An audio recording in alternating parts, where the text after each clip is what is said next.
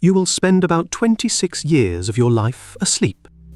For most of history, we assumed that was time off, the brain powering down for the night. It is almost exactly the opposite. During one stage of sleep, your brain is as active as it is right now while you are watching this. It is not switched off, it has switched jobs. Sleep is not one thing. It is 4 states you cycle through, roughly every 90 minutes. 4 to 6 times a night, you go down through light sleep into deep sleep, and then back up into dreaming. And the mix changes as the night goes on. The first half is loaded with deep sleep.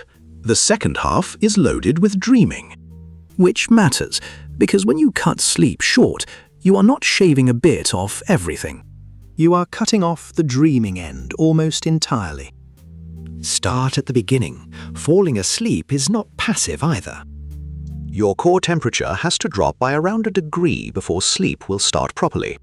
That is why a hot room wrecks your night, and why a warm shower before bed helps.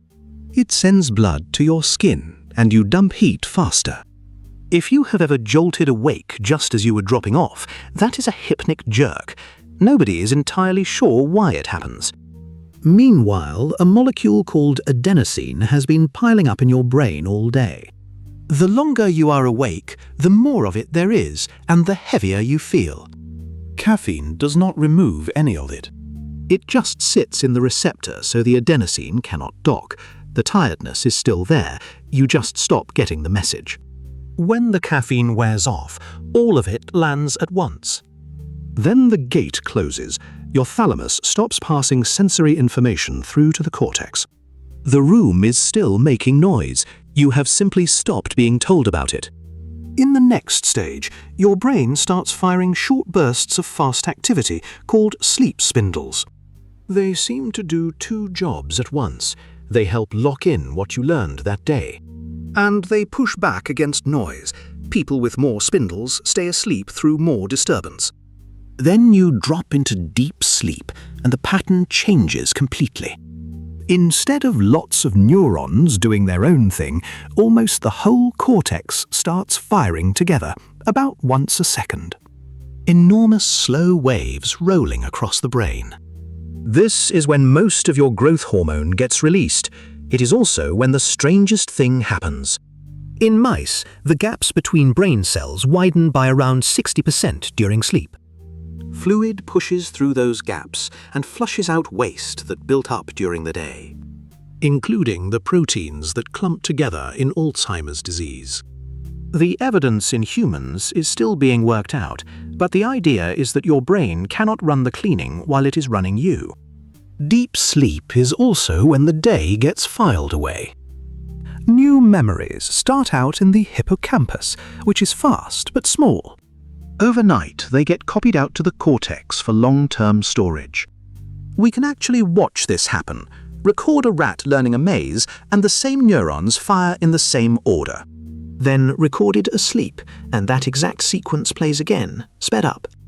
It is running the day back, faster, to write it down properly. And then, about 90 minutes in, something else takes over. Your eyes start darting around behind your eyelids. Your breathing goes irregular. Your brain activity climbs almost to waking levels. And your body is completely paralyzed. Your brainstem is actively blocking the signals to your muscles, not relaxing them, blocking them. Because otherwise you would get up and do whatever you are dreaming about. Some people do. It is called REM sleep behavior disorder, and it usually shows up decades before other neurological problems. Sleep paralysis is the same system, out of order the other way. You wake up before the block is lifted. You are awake and you cannot move, and it is genuinely terrifying. Dreaming has one more feature that is easy to miss. Noradrenaline, the chemical behind stress and alertness, drops to essentially 0 during this stage. It is the only time in the whole 24 hours that your brain is completely free of it. The leading idea is that this lets you replay the emotional parts of your day without the stress chemistry attached. You keep the memory, you lose some of the sting. It is still a hypothesis, but it would explain why a bad day looks smaller after a night, and why it does not after a bad night. Which brings us to what happens when you do not get it. Sleep debt is real, but you do not pay it back one for one. After a bad stretch, you rebound into deep sleep first, then into dreaming. Your brain triages. Some of it is simply gone.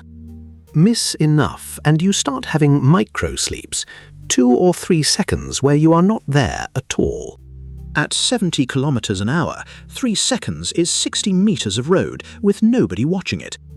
And here is the part that should worry you most. In studies where people were kept short of sleep for 2 weeks, their performance kept dropping the whole time. Their own rating of how well they were doing leveled off after a few days. They got steadily worse, and they stopped noticing. So no, your brain is not off at night. It is running a cleaning cycle, a filing system, and something that looks a lot like emotional processing. You spend a third of your life doing this, and we only worked out most of what it is for in the last 30 years. Which is worth thinking about the next time you decide that the thing you need most, at 1:30 in the morning, is another video.